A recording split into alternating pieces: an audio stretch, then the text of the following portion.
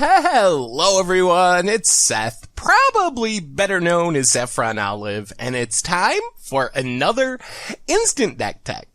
And as you know, Wednesday means it's Wild Card Wednesday, and this week we are heading to Legacy for one of the wilder decks we've had in a while. Not only is this deck wild, it's also super cheap for Legacy. I mean, in its current form, it's $900, which is already cheap, and almost 500 of those dollars comes from 2 copies of Tundra, which if you swap out for another blue-white duel, maybe a Hallowed Fountain, for example, you can cut the budget down even more and have a pretty interesting and fairly competitive Legacy deck for like $500. This one comes to us from Kamaya Toshuba, who took it to an undefeated finish in the infamous Small Japanese tournament. So congrats to Toshuba on their finish with the deck. A quick reminder before we break down Rebellion for Legacy. If you enjoy this deck and you want to see it made into videos, take a minute, click the like button, the subscribe button, leave a comment, anything you can do to support your deck, because whichever deck is most popular gets a shot at being made into videos next week. So Rebellion is basically this weird rebel tribal / combo deck.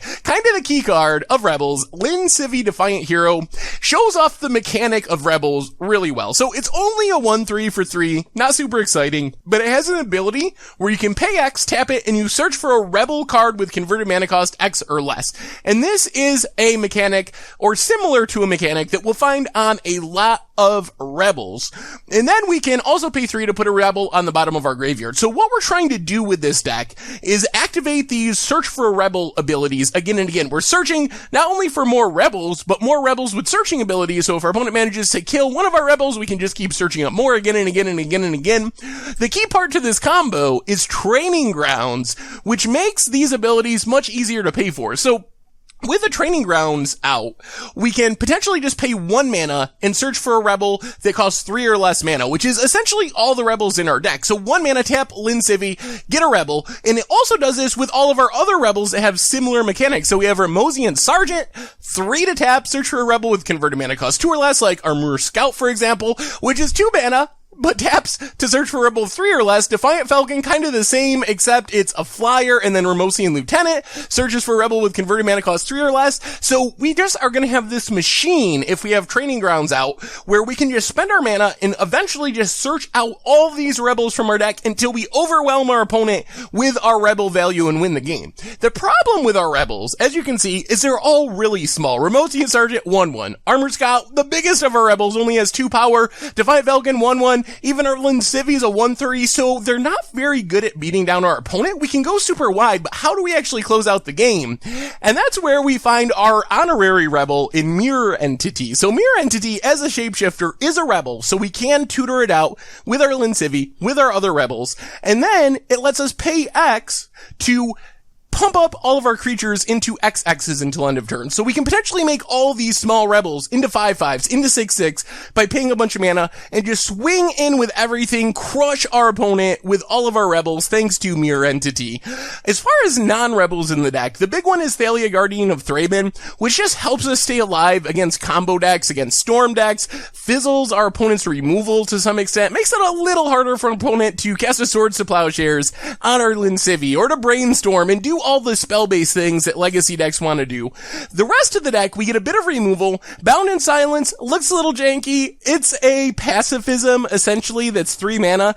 The big deal here, though, is it's a Rebel Aura. It's a tribal enchantment, so we can tutor it out with all of our Rebel Finders, put it on a Tarmogoyf, put it on a Delver, etc. Swords to Plowshares, best removal spell in the Legacy format, and then Brainstorm to set everything up. As far as the mana base, Chrome Mox gives us some fast mana, get down our 2 mana Rebels on turn 1 instead of turn 2.